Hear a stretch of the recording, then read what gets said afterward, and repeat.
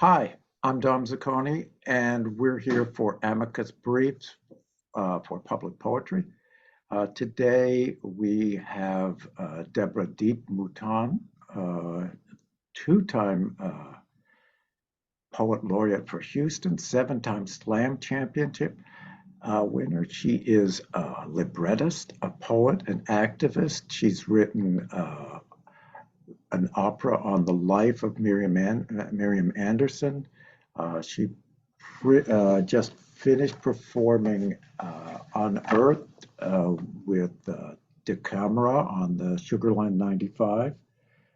She has two books, Black Chameleon, two books of poetry, Black Chameleon and Newsworthy Poems, which I've read is wonderful. We're very happy today to welcome Ms. Mouton. Welcome. Hi, thank you for having me. So you're always busy. You're everywhere. What are you working on now? I have a full-length opera that's going to debut hopefully in 2025 with American Lyric Theater, so I'm working on revisions for that. I have a 20-minute opera that's going to debut with the Kennedy Center also in 2025, working on that. And then writing a novel right now. So those are kind of my three big projects that are taking up most of my time. Wow. You're busy. I won't. I feel like I'm stealing time from you. Oh Uh, no, never. but but let me ask you the questions. What's your favorite place to read a poem? Do you mean read out loud or do you mean read for myself? Anywhere you want to have it. It's your question. It's your answer. I think as far as like my favorite space to just read and reflect, I have a nice little office space that I can close the door and shut everybody out. So that's really wonderful. But I also really love nature. And I think that goes for performing as well as like ingesting the work. Something about being surrounded by trees in the arboretum or going on a long walk and stopping at a park bench that does something really wonderful to just surround yourself kind of in the nature and the atmosphere of what a poem wants to be. Do you go place to place to read, depending on the poem? You like, I mean, as far as like if I'm just reading and ingesting, no, I'm usually more sedentary, but if I'm performing, absolutely. All over the place. oh, cool. What was the first poem you remember getting? Like, you read it. Oh, I get this one. Oh my gosh. I don't even know. I think that one of my first collections that I really loved was Shake Loose My Skin by Sonia Sanchez.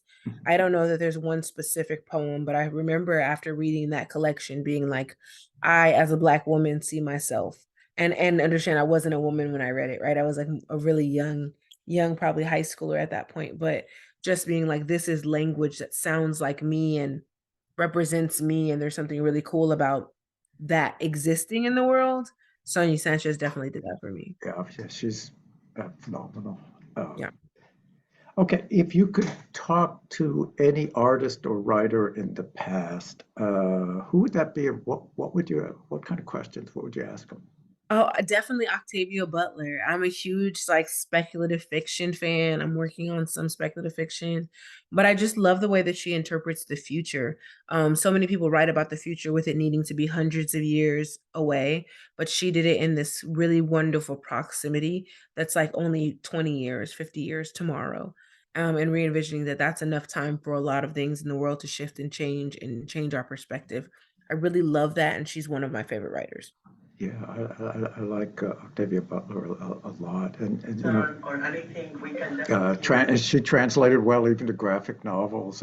Yeah, yeah, I have Kindred as a graphic novel, which is really great. Yeah, that's a great one.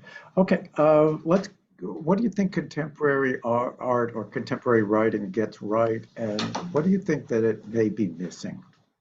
I think the one thing that it definitely gets right is accessibility. I think a lot of times poetry is seen as this like hierarchical, really elusive craft, but I see a lot of modern poets making it very tangible from Jericho Brown to, Mahogany Brown to, those people I think that I'm reading and ingesting Terrence Hayes are thinking about how we take today and wrap it in a poem. So I think that that gets it really right. What it gets wrong, I think, there's always still room in that space for accessibility and representation. And I think that's a wider publishing problem of looking at who gets deals, who gets published, who gets picked, who gets kind of tagged into this literary circle, still needs some work on broadening who they see as the people who belong. Okay, here's the catalog book catalog question. If you had to reduce your library to a box of books, Nope. oh, look, the only reason I'm saying this, I've already had to do that twice. You know, the rain came and it got them. Ugh. What would be in your box? What has to be in the box? Come on. I have a first edition James Baldwin, so Yeah. that would have to be in there because I ain't giving it up. I also have another first edition that has the jacket cover and inside illustration are by John Biggers. I hold Mhm. that really close to my heart. Um, so that would have to be there. I think Pablo Neruda's love poems would be in there. I think something by Langston Hughes for sure. What was Probably my by, small Octavia. I'm sorry, go ahead. okay, you just kind of blipped out there for a second. Oh, I'm so sorry. Langston Hughes, of Okay. course. Everything Nikki Giovanni I own. Everything Octavia Butler I own. And then, I think from there things get trickier. But yeah, that's a great start. That's a great start. Okay, let's ask another question. What makes something art? I think it starts a conversation. That's the first part. A lot of art is not loved, and that's okay. It's okay for art to be unlovable. I think if it starts a necessary conversation, it could be, art. I think also that it moves beyond the everyday in a way that still keeps the everyday as accessible, right? We think of public art can be, a giant bean. We've seen that, right, in Boston, but it does something in moving material and moving the idea of reflecting yourself in it. It does something that moves beyond just the common thing. I think so. That's for me a huge part of what makes something art. And I think that it expresses the soul in some way, right? That it really takes something that we're feeling and finds a way to wrap it in the tangible. That for me are kind of the tenets of what makes something art. Oh, okay. If you could read a poem to your father, what poem would that be, and would you read that now? That's really hard for me. My father, I lost him last year. I'm so sorry. Um, Ooh. And yeah, for me, like I think that it would be less about reading a poem to him and probably reading song lyrics to him. Because for Whatever me, you want is fine. yeah, for me, there is a song that I remember it as my dad's song, but my mom says that it actually wasn't his favorite song by any means, but it was one of my grandfather's favorite songs, and it's become kind of the thing that at all of our uh end of life celebrations and things like that we always have "It Is Well With My Soul" sung somewhere. So I would say that lyric. So I'll read those lyrics. Thank you. When peace like a river attendeth my way, when sorrows like sea billows roll, whatever my lot thou hast taught me to say, it is well with my soul. It is well with my soul. Though Satan should buffet, the trials should come. Let this blessed assurance control that Christ has regarded my helpless estate and hath shed his own blood for my soul.